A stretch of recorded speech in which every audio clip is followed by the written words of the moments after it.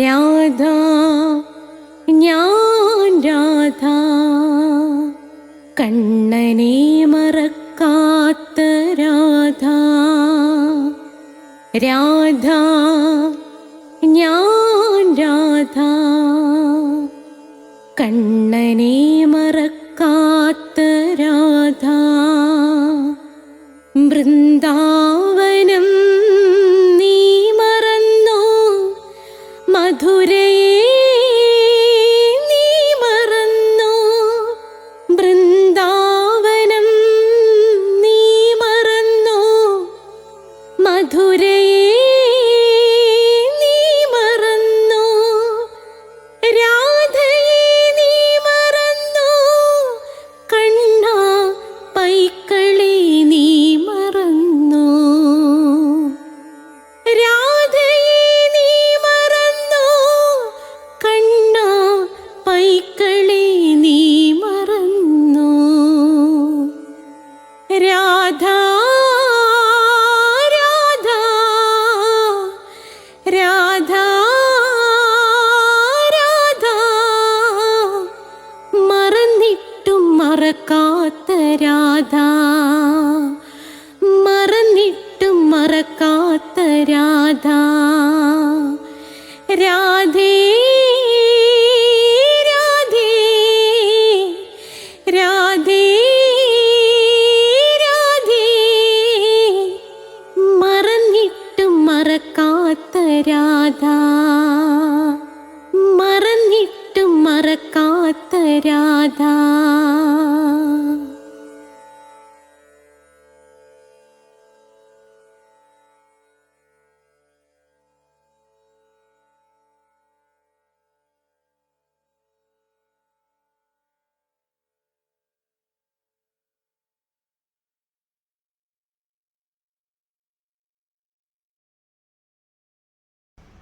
രാധേ രാധേ ഓ രാധേ രാധേ രാധേ രാധേ ഓ രാധേ രാധേ. രാധേ രാധേ എന്ന ചാനലിലേക്ക് അഷ്ടപതിക്കായി വ്യാഴാഴ്ചയാകാൻ കാത്തിരിക്കുന്ന എൻ്റെ പ്രിയപ്പെട്ട രാധാറാണി അമ്മയുടെയും കൃഷ്ണൻ്റെയും ഭക്തരെ, പുണ്യാത്മാക്കളെ, നിങ്ങളെ രാധേ രാധേ എന്ന ഈ ചാനൽ സ്വാഗതം ചെയ്യുന്നു. പുതിയതായി സബ്സ്ക്രൈബ് ചെയ്യുന്നവർ അഷ്ടപതിയുടെ ബാക്കി ഭാഗങ്ങൾ പ്ലേലിസ്റ്റിലുണ്ട്. രാധയുടെ കഥ, കൃഷ്ണൻ്റെ രാധയുടെ കഥ 66 എപ്പിസോഡ് കഴിഞ്ഞിരിക്കുകയാണ്. അതും പ്ലേലിസ്റ്റിൽ നിന്ന് നിങ്ങൾക്ക് എന്ത് ചെയ്യുന്നതാണ്, കിട്ടുന്നതാണ്, പ്ലേലിസ്റ്റിൽ നിന്ന് കിട്ടുന്നതാണ്. അതുപോലെ ജ്യോതിഷമുണ്ട്, ഓരോ മാസത്തിൽ ജനിച്ചവരുടെ ഫലങ്ങൾ, നക്ഷത്ര ഫലങ്ങൾ, സ്പോക്കൺ ഇംഗ്ലീഷ്, അങ്ങനെ സകലതും പ്ലേലിസ്റ്റ് എടുത്താൽ നിങ്ങൾക്കെല്ലാം കിട്ടുന്നതായിരിക്കും. അപ്പോൾ നമ്മൾ ഇപ്പോൾ അഷ്ടപതിയിലേക്ക് കടക്കുകയാണ്. അഷ്ടപതി 7ാമത്തെ അധ്യായമാണ്. അപ്പോൾ ആ 7ാമത്തെ അധ്യായത്തിൽ മറ്റ് ശ്ലോകങ്ങളിലേക്ക് കടക്കാൻ പോവുകയാണ്. അതിനു മുമ്പ് നമുക്ക് ദൈവത്തെ സ്മരിച്ചുകൊണ്ട് തുടങ്ങാം. ഓം മഹാഗണപതയേ നമഃ. ഓം സരസ്വത്യൈ നമഃ.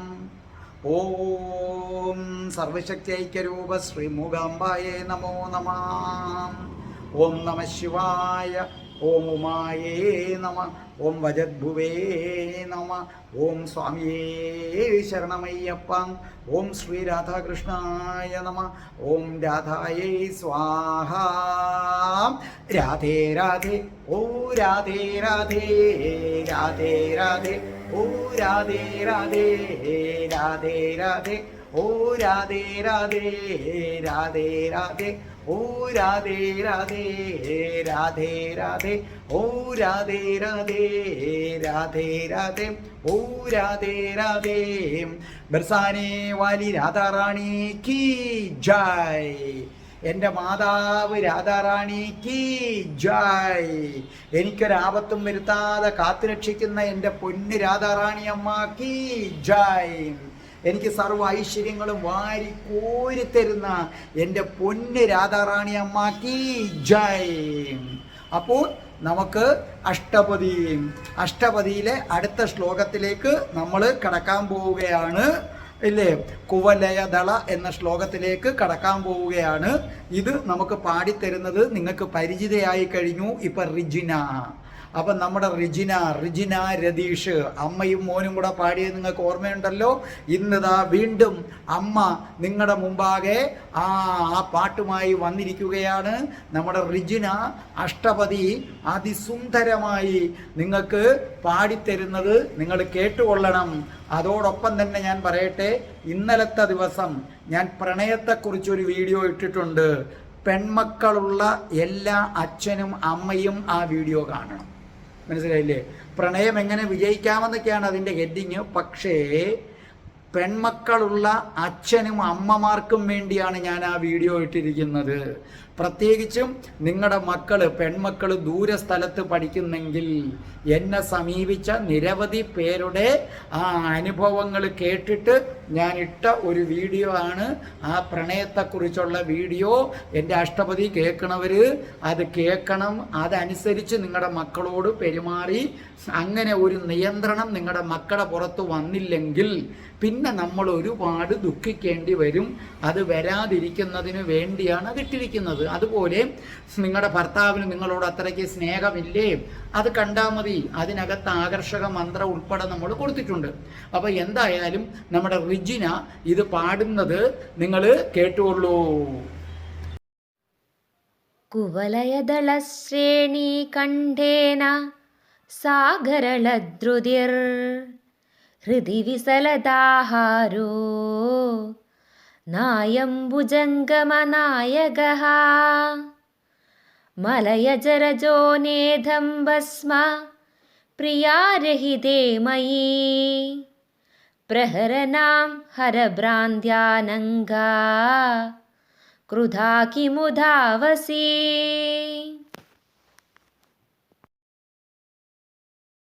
അപ്പോൾ നമുക്ക് അഷ്ടപതിയിലേക്ക് നമുക്ക് കടക്കാം.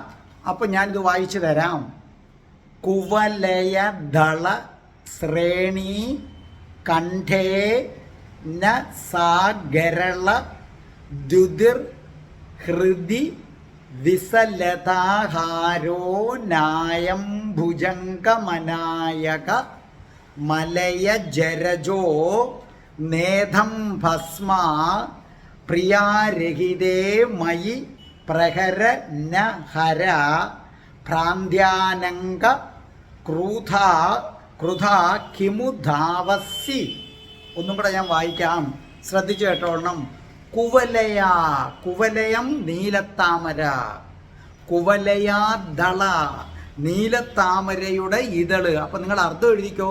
കുവലയം സമം നീലത്താമര. അതിൻ്റെ അടിയിൽ എഴുതിക്കോ ദളം സമം ഇതള്. മനസ്സിലായില്ലേ? അടുത്തത് ശ്രേണി നിര, ഇങ്ങനെ നിരയായുള്ള കൂട്ടം. അപ്പൊ ശ്രേണി നിര.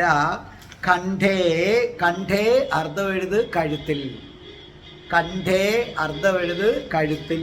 കണ്ഠേ ന സാ ഗരള, ന അല്ല, ഗരളം വിഷം, ഗരളം അർദ്ധം എഴുതി വൈ വിഷം. ന സാ ഗരള ദ്യുതിർ എന്ന് പറഞ്ഞാൽ എന്താണ്? ശോഭ. ദ്യുതിർ എന്ന് പറഞ്ഞു കഴിഞ്ഞാൽ ശോഭ. അപ്പൊ എന്താ പറഞ്ഞിരിക്കുന്നത്? ഹൃദി. അപ്പൊ ദ്യുതിർ ഹൃദി ഹൃദയത്തിൽ. വിസലത കണ്ട, വിസലത അർദ്ധം എഴുത് താമര. വിസലത താമര വളയം, താമര വളയത്തിനെയാണ് വിസലത എന്ന പേര് വിളിക്കുന്നത്. പിന്നെ വിസലത ഹാരോ, ഹാരം പൂമാല. മനസ്സിലായില്ലേ? ഹാരം പൂമാല നായ ഭുജംഗമനായക അർദ്ധം എഴുതിട്ടോ. ഭുജംഗമനായക അർദ്ധം സർപ്പശ്രേഷ്ഠൻ. ആരാണ് സർപ്പശ്രേഷ്ഠൻ? വാസുകി. മനസ്സിലായില്ലേ?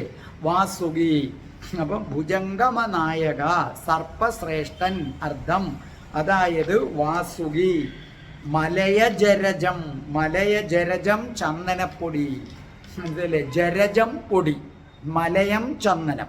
മുറിച്ചെഴുതേണ്ടവർ അങ്ങനെ എഴുതിക്കോ. മലയം ചന്ദനം, ജരജം പൊടി, മലയജരജം ചന്ദനപ്പൊടി. നേദം ഭസ്മ ഭസ്മമല്ല. നേദം ഭസ്മ എന്ന് പറഞ്ഞാൽ അർത്ഥം ഭസ്മമല്ല. പ്രിയാരഹിതേ. മനസ്സിലായില്ലേ?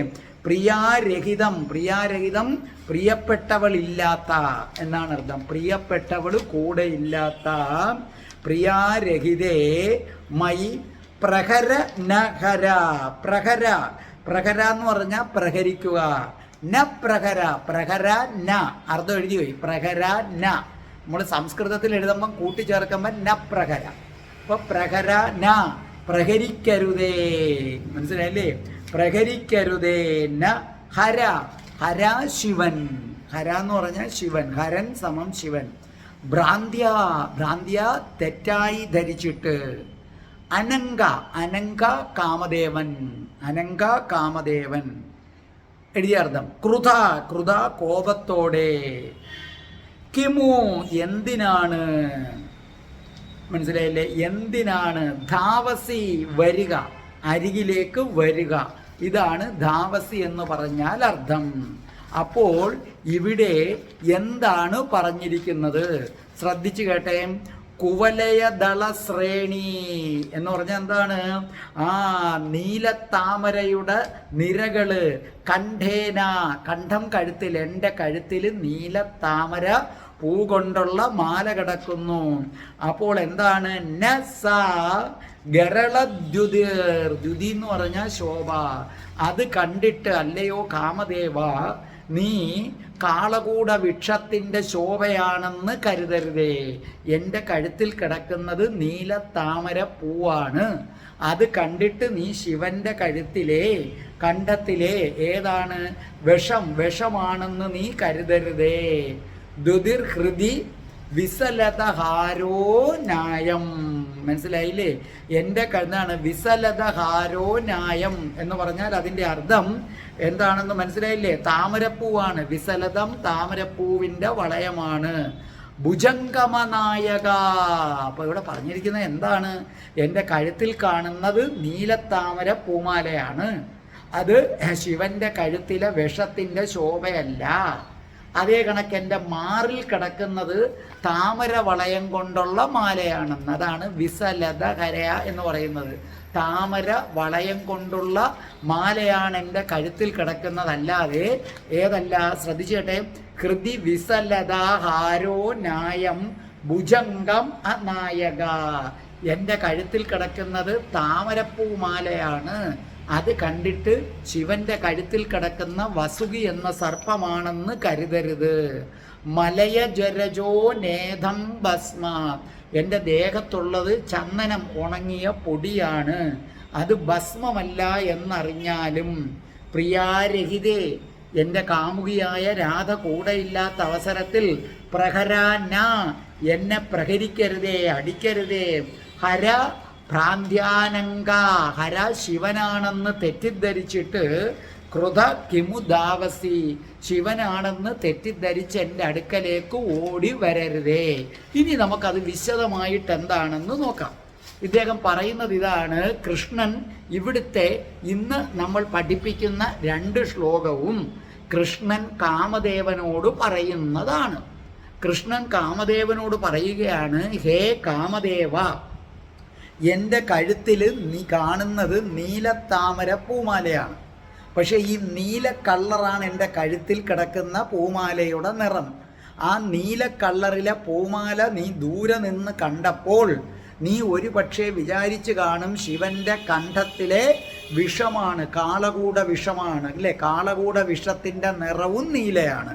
അപ്പോൾ എൻ്റെ കഴുത്തിലെ നീലത്താമര പൂ കണ്ടപ്പോൾ കാമദേവ നീ വിചാരിച്ചു ഞാൻ ശിവനാണ്, ഇത് ശിവന്റെ കഴുത്തിലെ ഏതാണ് നീല കളറിലെ വിഷമാണെന്ന് കരുതി.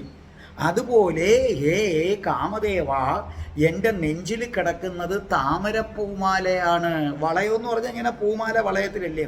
എൻ്റെ നെഞ്ചിൽ കിടക്കുന്നത് താമര പൂമാലയാണ്. മനസ്സിലായില്ലേ? ആ താമര പൂമാലയുടെ വളയമാണ് എൻ്റെ നെഞ്ചിൽ കിടക്കുന്നത്.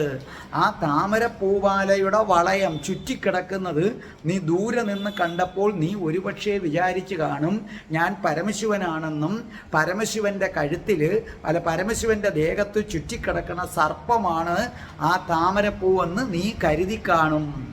ഇനി ഇത് ചന്ദനത്തിൻ്റെ പൊടിയാണ്. എൻ്റെ ദേഹത്ത് ഞാൻ കൃഷ്ണനല്ലേ ചന്ദനമാതിരിക്കുന്നത്. ആ ചന്ദനം ഉണങ്ങിയിരിക്കുകയാണ്. പക്ഷെ ദൂരത്തുനിന്ന് കണ്ടപ്പം നീ വിചാരിച്ചു കാണും ഇത് ഭസ്മമാണെന്ന് വിചാരിച്ചു കാണും. അങ്ങനെ എൻ്റെ കണ്ഠത്തിലെ നീലത്താമരപ്പൂ കണ്ട് കാളകൂട വിഷമാണെന്നും നെഞ്ചിലെ താമര വളയം കണ്ട് ശിവന്റെ കഴുത്തിൽ കിടക്കുന്ന സർപ്പം ചുറ്റിക്കിടക്കുകയാണെന്നും എൻ്റെ ദേഹത്തെ ചന്ദനപ്പൊടി കണ്ടിട്ട് ഭസ്മമാണെന്നും ധരിച്ചിട്ട് ഈ 3 ലക്ഷണങ്ങളും ശിവൻ്റേതാണ്.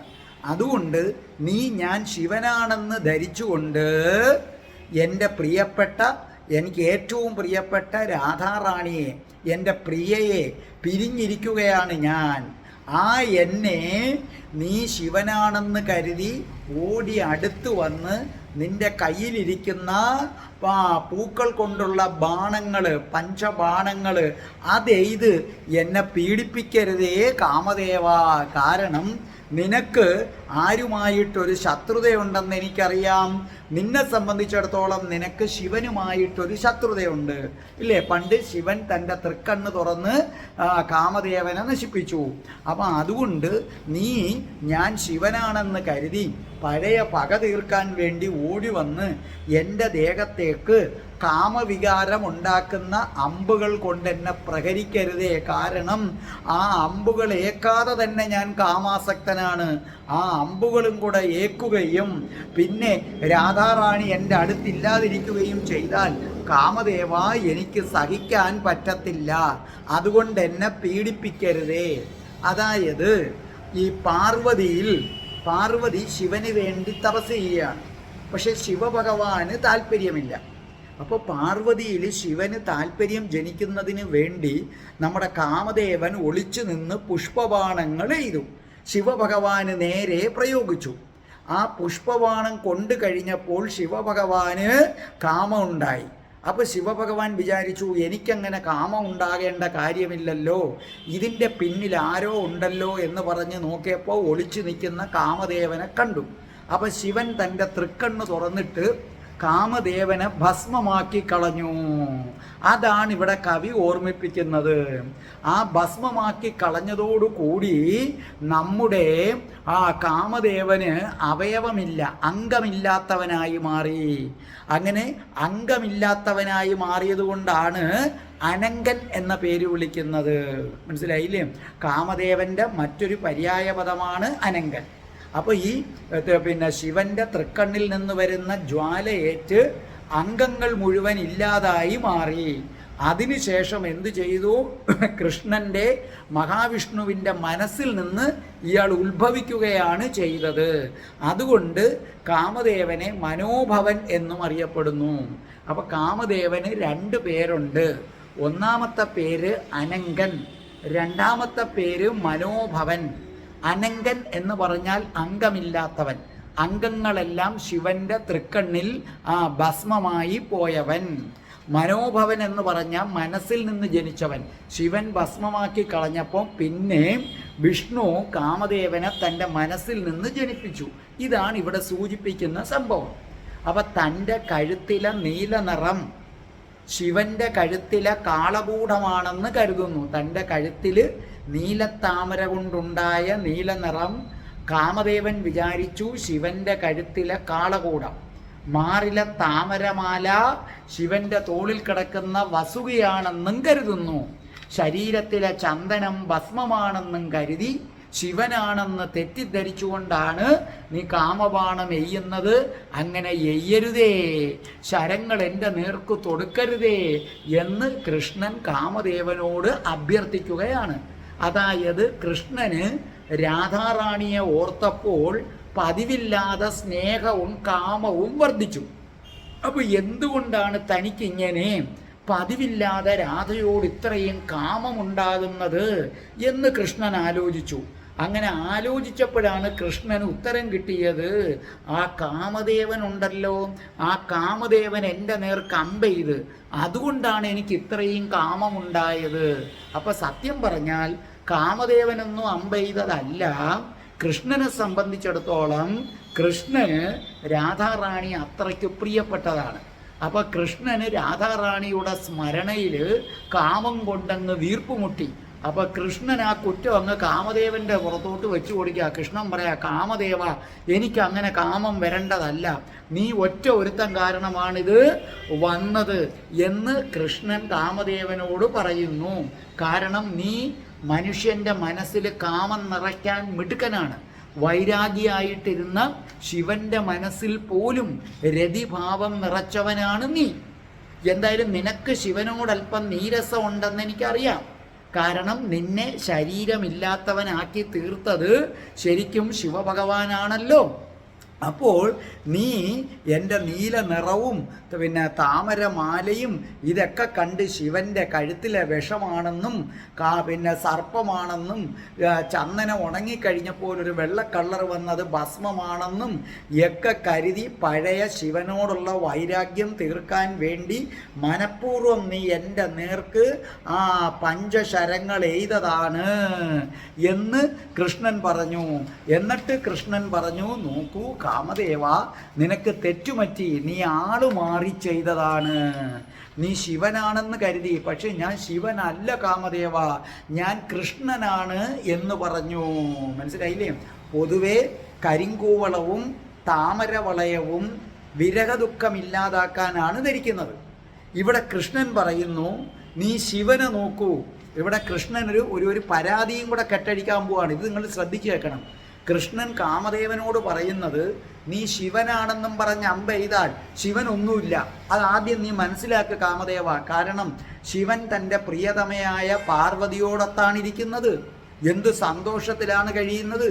അപ്പം നീ അമ്പ ചെയ്താൽ ശിവന്റെ മനസ്സിൽ കാമം ഉണ്ടായാൽ അടുത്ത് പാർവതി ദേവിയുണ്ട്, അവർ കൂടുതൽ സന്തോഷിക്കത്തതേ ഉള്ളൂ. നീ വൈരാഗ്യം തീർക്കാൻ ചെയ്യുന്നതാ, പക്ഷേ വിപരീത ഫലമായിരിക്കും അവിടെ ഉണ്ടാക്കുന്നത്. പക്ഷേ കാമദേവ, എൻ്റെ കാര്യം അതാണോ? ശിവന് കാമം ജനിച്ചാൽ കുഴപ്പമില്ല, പാർവതി ദേവിയുണ്ട്, അവർ സന്തോഷത്തിൽ കഴിയുകയാണ്.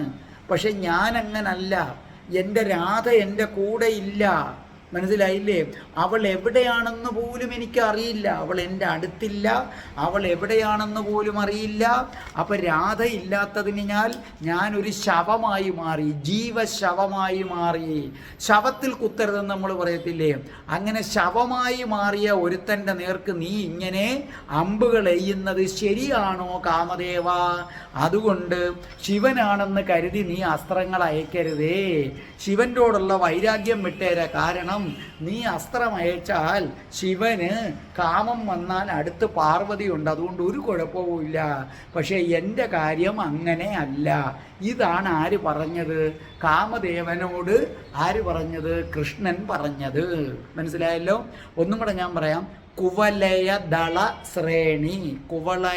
കുവലയം നീലത്താമരയുടെ ഇതളുകൾ കൊണ്ട് പൂക്കൾ ശ്രേണി നിരയായി കെട്ടി കണ്ഠേ കഴുത്തിലിട്ടു. ന അല്ല, സ ഗരള, അത് ഗരളം വിഷം, വിഷത്തിൻ്റെ ദ്യുതിർ, അത് മനസ്സിലായില്ലേ? വിഷത്തിൻ്റെ ശോഭയല്ല. ഹൃദി വിസലതാഹാരോ, ഹൃദി എൻ്റെ നെഞ്ചത്ത് താമര വളയമുണ്ട്. അത് ന ഭുജംഗമനായക, അതാരല്ല, ശിവന്റെ കഴുത്തിൽ കിടക്കുന്ന സർപ്പമല്ല, അതെൻ്റെ താമരമാലയാണ്. മലയ ജരജോ, മലയം ചന്ദനം, ജരജം പൊടി, എൻ്റെ ദേഹത്തെ ചന്ദനപ്പൊടി നീ കണ്ടിട്ട് നേതം ഭസ്മ, അത് ഭസ്മമാണെന്ന് കരുതി. പക്ഷേ നേതം ഭസ്മ, ഭസ്മമല്ല. പ്രിയാരഹിതേ, എൻ്റെ പ്രിയപ്പെട്ടവൾ കൂടെ ഇല്ലാതെ. മയി പ്രഹരന, എൻ്റെ കാമുകി രാധ കൂടെ ഇല്ലാത്ത സമയത്ത് നീ എന്നെ പ്രഹരിക്കരുതേ. ഭ്രാന്ത്യാനങ്ക, നീ തെറ്റിദ്ധരിച്ചിരിക്കുകയാണ് ഹേ അനങ്ക. ക്രുധ കിമുധാവസി, ശിവനാണെന്ന് തെറ്റിദ്ധരിച്ച് കോപിഷ്ഠനായിട്ട് നീ എൻ്റെ നേർക്ക് വരികയാണ്. ചെയ്യരുതേ, ഞാനിപ്പോൾ തന്നെ ജീവശവമാണ്, ശവത്തിൽ അമ്പെയ്യുന്നത് ശരിയല്ല എന്ന് കൃഷ്ണൻ കാമദേവനോട് പറയുകയാണ്. ഇനി ഒരിക്കൽ കൂടി നമ്മുടെ റിജിന പാടിയിട്ട് അടുത്ത ശ്ലോകവും പാടുന്നത് കേൾക്കൂ. അതിനുശേഷം നമുക്ക് വീണ്ടും തുടങ്ങാം. കുവലയദളശ്രേണി കണ്ഠേന സാഗരളദ്രുതിർ ഹൃദി വിസലദാഹാരോ നായം ഭുജംഗമനായകഃ മലയജരജോ നേധം ഭസ്മ प्रियारहिते मयि प्रहरनां हरभ्रान्त्यानङ्गा क्रुधा किमुधावसि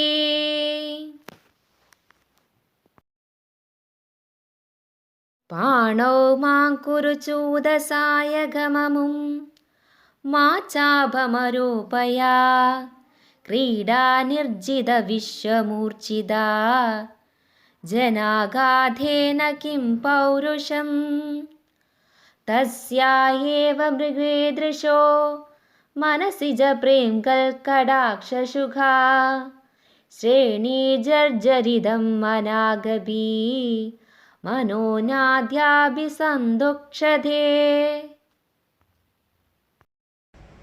അപ്പോൾ നമ്മുടെ റിജിന ഇത് പാടിത്തന്നത് നിങ്ങൾ കേട്ടല്ലോ. അപ്പം ഞാനത് പറഞ്ഞു തരാം. പാണൗ മാ കുരു ചൂതസായകമമും മാ ചാപമാരോപയ ക്രീഡാ നിർജിത വിശ്വ മൂർച്ഛിത ജനാഘാതേന കിം പൗരുഷം തസ്യ ഏവ മൃഗീ ദൃശോ മനസ്സി ച പ്രേംഖത് കടാക്ഷാംശുക ശ്രേണിർജർജരിതം മനാഗപി മസേനാദ്യാഭി സന്തുക്ഷതേ. കണ്ടോ, ഇച്ചിരി കട്ടിയാണ് ഇതിലെ വാക്കുകളൊക്കെ. സന്തുക്ഷതേ അർത്ഥം എഴുതിക്കോ നിങ്ങൾ. പാണൗ എഴുതിക്കോ. പാണൗ സമം ഇട്ടിട്ട് കൈകളാൽ. പാണൗ എന്ന് പറഞ്ഞാൽ കൈകളാൽ. മാ കുരു കുരു ചെയ്യുക. മാ കുരു ചെയ്യരുത്. അർത്ഥം എഴുതിക്കോ. മാ കുരു ചെയ്യരുത്. ചൂതം ചൂതം മാവിൻ്റെ പൂക്കുല. ചൂതസായകം മാവിൻ്റെ പൂക്കുലയാകുന്ന ബാണം. ചൂതസായകം എന്ന് പറഞ്ഞാൽ മാവിൻ്റെ പൂക്കുലയാകുന്ന ബാണം, അമ്പ്. അടുത്തത് ചാപം. ചാപം സമം ശരം, അമ്പ്, ശരം. ക്രീഡാ നിർജിതം.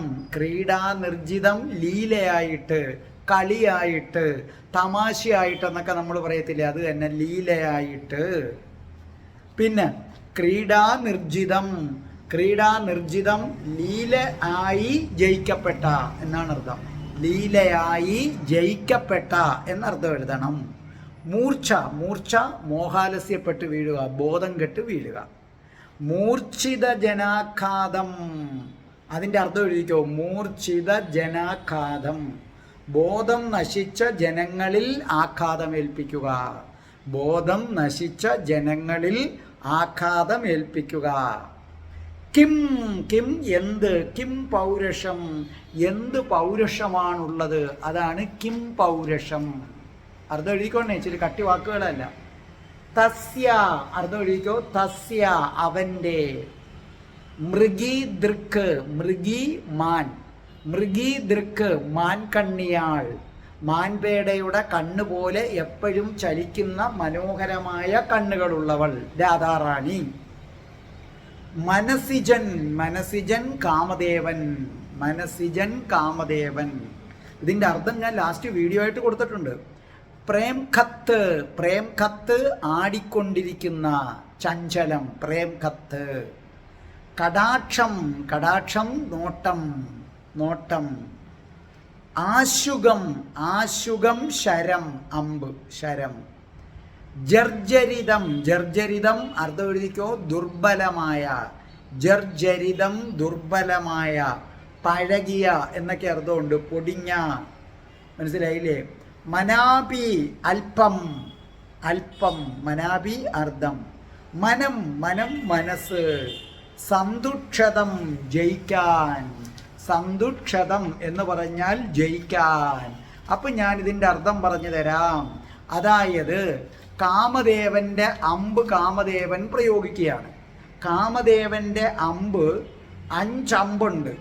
ഓരോ അമ്പും ഓരോ ഇനത്തിൽപ്പെട്ട പൂക്കൾ കൊണ്ടുള്ളതാണ്.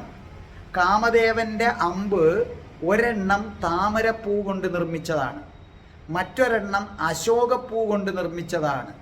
പിന്നെ ചൂതം ഏതാണ്? മാവ്. മാവിൻ്റെ പൂക്കൾ പൂങ്കുല കൊണ്ട് നിർമ്മിച്ചതാണ്. പിന്നെ നവമാലിക കൊണ്ട്, പിന്നെ ഏതുകൊണ്ടാണ്? നീലോൽപ്പലം കൊണ്ട് നിർമ്മിച്ചിരിക്കുകയാണ്. മനസ്സിലായില്ലേ? പിന്നെ നിർമ്മിച്ചിരിക്കുന്ന ഏതുകൊണ്ടാണ്? നീലോൽപ്പലം കൊണ്ട് നിർമ്മിച്ചിരിക്കുകയാണ്. അപ്പൊ കാമദേവന്റെ അമ്പ് 5 പൂക്കൾ കൊണ്ട് നിർമ്മിച്ചിരിക്കുന്നു. താമര, മനസ്സിലായില്ലേ? അശോകം, മാവിൻ്റെ പൂക്കുല, നവമാലിക, നീലോൽപ്പലം. ഈ കൃഷ്ണൻ പറയുന്നത് കാമദേവനോട് പറയുകയാണ്, ലീലകൾ കൊണ്ട് ലോകത്തെ മുഴുവൻ കീഴടക്കിയ കാമദേവ, ലീലകൾ കൊണ്ട് ലോകത്തെ മുഴുവൻ കീഴടക്കിയ കാമദേവ, അങ്ങ് മാമ്പൂ കൊണ്ട് നിർമ്മിച്ച ശരം കയ്യിലെടുക്കരുതേ. നിങ്ങൾ 5 പൂക്കൾ കൊണ്ട് നിർമ്മിച്ചതിൽ മാമ്പൂ കൊണ്ട് നിർമ്മിച്ച ശരം കൈകളിൽ എടുക്കരുത്. ദയവ് ചെയ്ത് എൻ്റെ നേർക്ക് നോക്കി വില്ല് കുലയ്ക്കരുതേ. കാരണം നിവർന്ന് നിൽക്കുന്നവൻ്റെ നേർക്ക് വേണം ശരമയക്കാൻ. ഞാൻ മോഹാലസ്യപ്പെട്ട് കിടക്കുകയാണ്. മോഹാലസ്യപ്പെട്ട് കിടക്കുന്നവൻ്റെ നേർക്ക് ശരമയക്കുന്നത് ശരിയല്ല. അങ്ങനെ രാധാറാണിയുടെ തന്നെ കടാക്ഷമാകുന്ന ശരമേറ്റ് മോഹാലസ്യപ്പെട്ട് കിടക്കുന്ന എന്നെ കൊല്ലുന്നതിൽ എന്ത് പൗരുഷമാണുള്ളത് കാമദേവ? അല്ലയോ കാമദേവ, നിവർന്ന് നിന്ന് പോരാടുന്നവനെ വേണം നീ ശാപങ്ങൾ അയക്കാൻ. എന്നെ സംബന്ധിച്ചിടത്തോളം ഞാൻ താണ്ടെ രാധാറാണിയുടെ കടാക്ഷമാകുന്ന ശരമേറ്റ് മോഹാലസ്യപ്പെട്ട് കിടക്കുകയാണ്. അങ്ങനെ ബോധം നശിച്ച് കിടക്കുന്നവൻ്റെ ദേഹത്ത് അമ്പുകൾ എയ്യുന്നത് ധീരതയുടെ ലക്ഷണമല്ല കാമദേവ. അതുകൊണ്ട് നീ ഇത് നിർത്തൂ എന്നാണ് ആര് പറയുന്നത്? ഭഗവാൻ ശ്രീകൃഷ്ണൻ ആരോട് പറയുന്നു? മന്മഥൻ, അനങ്കൻ കാമദേവനോട് പറയുന്നത് അതിൻ്റെയാണ്. അപ്പോൾ അതിന് റീസണും പറയുന്നുണ്ട്. എങ്ങനെ ബോധം? മാനിൻ്റെ കണ്ണുകളുള്ള മാൻകണ്ണിയാളാണ് രാധ. ആ രാധയുടെ നോട്ടമുണ്ടല്ലോ നിന്റെ 5 പൂക്കൾ കൊണ്ടുള്ള അമ്പിനേക്കാൾ മൂർച്ചയേറിയതാണ്. അതാണ് കാമദേവനോട് കൃഷ്ണൻ പറയുകയാണ്, നീ 5 പൂക്കൾ കൊണ്ട് അമ്പയക്കും. 5 പൂക്കൾ കൊണ്ട് അമ്പയക്കുന്നത് രാധാറാണി അവളുടെ കടക്കണ്ണുകൊണ്ട് ഒരൊറ്റ അമ്പയച്ചാൽ മതി. അത് നിന്റെ 5 അമ്പുകളേക്കാൾ ഭയങ്കര ഫലമാണ് തരുന്നത്. മനസ്സിലായില്ലേ? അപ്പൊ കാമദേവ, രാധാറാണിയുടെ ശരമേക്കുന്നവന് പിന്നെ നിന്റെതൊന്നുമല്ല, നിന്നേക്കാൾ വലിയ ശരമാണ് രാധാറാണിയുടെ നോട്ടം. അങ്ങനെ രാധാറാണിയുടെ മാൻകണ്ണി, മാനിൻ്റെ കണ്ണ് പോലെ എപ്പോഴും ചലിക്കുന്ന ആ രാധാറാണിയുടെ കണ്ണുകൾ, നോട്ടങ്ങൾ, അവൾ ഇടയ്ക്കിടയ്ക്ക് കടക്കണ്ണുകൊണ്ട് എന്നെ ഒന്ന് നോക്കും. എൻ്റെ കാമദേവാ, രാധാറാണി കടക്കണ്ണുകൊണ്ട് എന്നെ നോക്കുമ്പോൾ ഉണ്ടല്ലോ, ഓഹോ, ഞാൻ ദാ തീർന്നു കഴിഞ്ഞു. ആ കടക്കണ്ണു കൊണ്ടുള്ള അമ്പ് എൻ്റെ ഹൃദയത്തിൽ പതിക്കുന്നതോടുകൂടി ഞാൻ മോഹാലസ്യപ്പെട്ടു പോകും. അങ്ങനെ മോഹാലസ്യപ്പെട്ട് തകർന്ന് തരിപ്പണമായി അല്പം പോലും സമാധാനം കിട്ടാത്ത അവസ്ഥയിൽ ഞാനിവിടെ നിലത്ത് കിടക്കുക. ആ എൻ്റെ പുറത്ത് നീ വീണ്ടും കൂടെ ഏതയക്കുകയാണ്? നിന്റെ പൂക്കൾ കൊണ്ടുള്ള അമ്പയക്കുക. നാടൻ ഭാഷയെ പറഞ്ഞാൽ ഇടിവെട്ടി ഒരുത്തൻ നിലത്ത് കിടക്കുക, അവൻ്റെ തലയ്ക്ക് പാമ്പും കൂടെ കടിച്ചാലോ? ഇവിടെ രാധാറാണിയുടെ കടാക്ഷമാകുന്ന ഇടിവെട്ടി കിടക്കുക. ഇവിടെ അതിൻ്റെ പുറത്ത് കാമദേവൻ അടുത്ത പാമ്പും കൂടെ കടിക്കാൻ പോവുകയാണ്. ഇടിവെട്ടിയതിൻ്റെ തലേ പാമ്പ് കടിച്ചെന്ന് നമ്മൾ പറയത്തില്ലേ? ആ അവസ്ഥയിൽ കിടക്കുകയാണ്. കാമദേവാ, അരുതേ, നീ ഇങ്ങനെ എന്നെ ശിക്ഷിക്കരുതേ. അങ്ങനെ കാമദേവനെ ആദ്യം കൃഷ്ണനൊന്ന് പുകഴ്ത്തുകയാണ്. അപ്പം കാര്യം സാധിക്കുന്നതിന് വേണ്ടിയാണല്ലോ നമ്മൾ പുകഴ്ത്തുന്നത്. ഇവിടെ കാമദേവനെ ലീലയാൽ വിശ്വത്തെ ജയിച്ചവനെന്നും പറഞ്ഞുകൊണ്ടാണ് കൃഷ്ണൻ പൊക്കുന്നത്. കാമദേവനെ ലീല കൊണ്ട് കളിയായി ഈ ലോകത്തെ മുഴുവൻ ജയിച്ചവനാണ്, ഇല്ലേ? കാരണം കാമദേവൻ്റെ അമ്പിൻ്റെ മുന്നിൽ സകലരും തോറ്റോടത്തില്ലേ? മനസ്സിലെ? കാമത്തെ ജയിച്ചവരില്ലല്ലോ. മുനിമാര് പോലും കാമദേവനെ പേടിയാണ്. കാമദേവൻ്റെ അമ്പേറ്റാൽ മുനിമാര് പോലും നിൽക്കും. അങ്ങനെ ഈ ലീല കൊണ്ട് ഈ ലോകത്തെ മുഴുവൻ ജയിച്ചവനാണ് കാമദേവൻ. കാമദേവനെ വെല്ലാൻ ആരുമില്ല. ഇപ്പം കൃഷ്ണനായാലും ശിവനായാലും കുറേ പേരെ തോൽപ്പിക്കാൻ പറ്റുമോ? പക്ഷേ കാമദേവൻ ഈ ലോകത്തുള്ള 33 കോടി ജനങ്ങളെയും എന്ത് ചെയ്തിരിക്കുന്നു? തോൽപ്പിച്ചിരിക്കുകയാണ്. അങ്ങനെ പുകഴ്ത്തുകയാണ്. മനസ്സിലായില്ലേ? അങ്ങനെ പുകഴ്ത്തിയതിന് ശേഷം കൃഷ്ണൻ തൻ്റെ ആവശ്യങ്ങൾ പറഞ്ഞു കൊടുക്കുകയാണ്. അപ്പോൾ പഞ്ചബാണങ്ങളിൽ ഒന്ന് തേന്മാവിൻ്റെ മൊട്ടുകൾ കൊണ്ട് നിർമ്മിച്ചതാണ്. ആ മുട്ടുകൾ കൊണ്ട് നിർമ്മിച്ച അമ്പ് നിന്റെ വില്ലിൽ കുലച്ച് എൻ്റെ നേർക്ക് പ്രയോഗിക്കരുതേ. മാമ്പൂ കൊണ്ടുള്ള അമ്പെന്ന് പറഞ്ഞാൽ വളരെ ശക്തമാണ്, എനിക്കത് സഹിക്കാൻ പറ്റത്തില്ല. നിന്റെ അമ്പേറ്റാൽ എനിക്ക് കാമം ജനിക്കും. കാമം ജനിച്ചാൽ കാമം ശമിപ്പിക്കണം. നമുക്ക് കാമം ജനിക്കുകയും ആ കാമത്തെ ഇല്ലാതാക്കാൻ പറ്റുന്നില്ല. ആ അവസ്ഥ വന്നു പോയാൽ നമുക്ക് ഭ്രാന്ത് പിടിച്ചു പോകും. മനസ്സിലായ? ഇവിടെ എന്നെ സംബന്ധിച്ചിടത്തോളം നീ മാമ്പൂവിൻ്റെ മുട്ടുകൊണ്ടുള്ള അമ്പയച്ചാൽ എനിക്ക് ഇനിയും കാമം കൂടും. പക്ഷേ രാധാറാണി എൻ്റെ സമീപത്തില്ല. ആ അവസ്ഥയിൽ നീ ഈ ചെയ്യുന്നത് കൊടും ക്രൂരതയാണ്. പ്രിയപ്പെട്ടവൾ അടുത്തില്ലാത്തപ്പോൾ പുരുഷന് കാമം ജനിപ്പിക്കുന്നത് ക്രൂരതയാണ്. രാധാറാണിയുടെ ഇളകുന്ന മനോഹരമായ കണ്ണുകളുടെ നോട്ടം കൊണ്ടുള്ള ശരമേറ്റ് ഞാൻ തകർന്നു പോയിരിക്കുന്നു. അങ്ങനെ രാധാറാണിയുടെ ശരങ്ങളേറ്റ് മോഹാലസ്യപ്പെട്ട് കിടക്കുന്ന എൻ്റെ പുറത്തോട്ട് വീണ്ടും വീണ്ടും നീ കാമബാണം എയ്യുന്നത് ആണുങ്ങൾക്ക് ചേർന്ന പരിപാടിയല്ല. അതുകൊണ്ട് ഇനിയും നീ എന്ത് ചെയ്യരുത്? വില്ല് കുലച്ച് പുഷ്പബാണങ്ങൾ അയച്ച് എന്നെ കാമപരവശനാക്കരുതേ എന്ന് കൃഷ്ണൻ പറയുന്നു. മനസ്സിലായില്ലേ? കൃഷ്ണനെന്നല്ല, സാധാരണ മനുഷ്യനായാലും അതിയായ കാമം ജനിക്കുകയും ആ കാമം തീർക്കാൻ തൻ്റെ ഇണ കൂടെ ഇല്ലാതാവുകയും ചെയ്താൽ ഭ്രാന്ത് പിടിക്കുന്ന ഒരവസ്ഥയിലേക്ക് പോകും. കൃഷ്ണൻ ഇവിടെ അങ്ങനത്തെ ഒരു ഇതിലാണ്.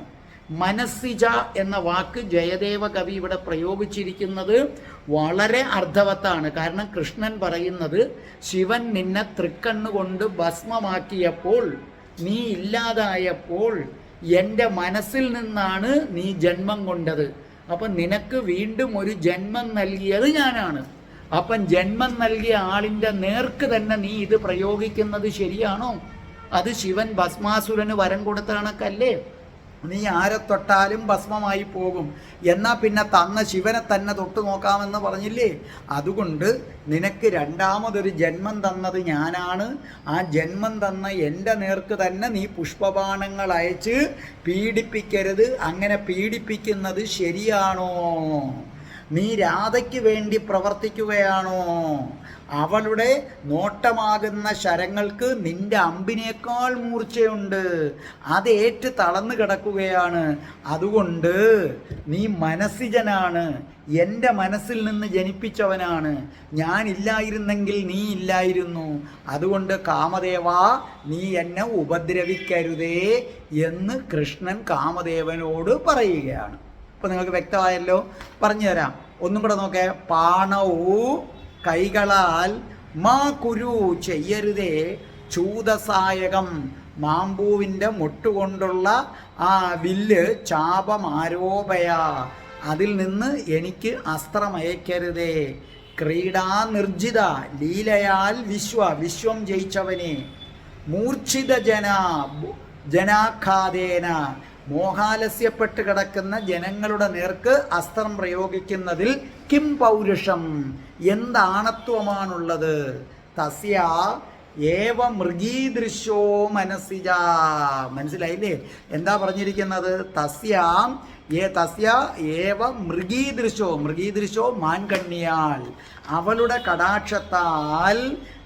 തസ്യ ഏവ മൃഗീദൃശോ മനസ്സിജ പ്രേംകഥ്, ആടിക്കൊണ്ടിരിക്കുകയാണ്. കടാക്ഷാശുക, അവരുടെ നോട്ടമാകുന്ന അമ്പുകളേറ്റ്.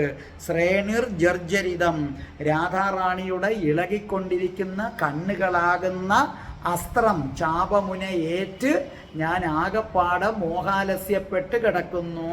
മനാഗബി മനോനാദ്യാഭി സന്തുക്ഷതേ. മനസ്സിലായില്ലേ? അപ്പം അതുകൊണ്ട് എന്നെ, അങ്ങനെ വീണ് കിടക്കുന്ന എന്നെ വീണ്ടും ഉപദ്രവിച്ചല്ല നീ ജയിക്കാൻ നോക്കേണ്ടതെന്നാണ് ഇവിടെ പറഞ്ഞിരിക്കുന്നത്. ഇതിൻ്റെ വാക്കർത്ഥം പ്രത്യേക വീഡിയോ ആയിട്ട് ഇതിൻ്റെ കൂടെ കൊടുത്തിട്ടുണ്ട്. ഈ 2 ശ്ലോകങ്ങളും ഒരിക്കൽ കൂടി നമ്മുടെ പ്രിയപ്പെട്ട, നിങ്ങളുടെ പ്രിയപ്പെട്ട റിജിന രതീഷ് പാടിത്തരും. അതിനുശേഷം ആ വീഡിയോയിൽ നിങ്ങൾ കാണുമല്ലോ. അപ്പം നമുക്ക് അടുത്ത വ്യാഴാഴ്ച വീണ്ടും കാണാം.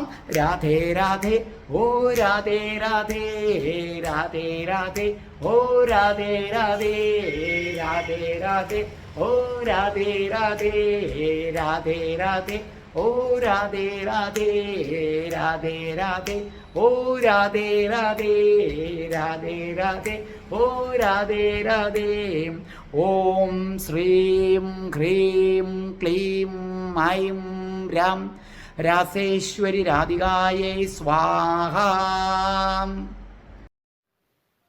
കുവലയദളശ്രേണീകണ്ഠേന സാഗരളദ്രുതിർ ഹൃദി വിസലദാഹാരോ നായം ഭുജംഗമനായകഃ മലയജരജോ നേധം ഭസ്മ പ്രിയാരഹിതേ മയി പ്രഹരനാം ഹരഭ്രാന്ത്യാനംഗാ ക്രുധാ കിമുധാവസി.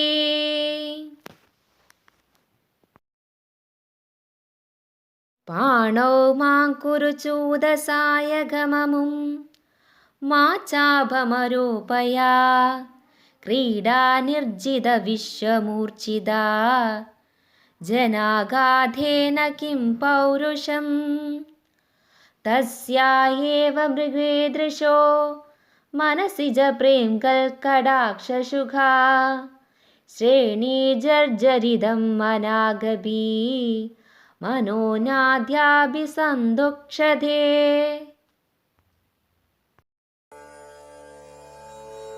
രാധ ഞാൻ രാധ കണ്ണനെ മറക്കാത്ത രാധ.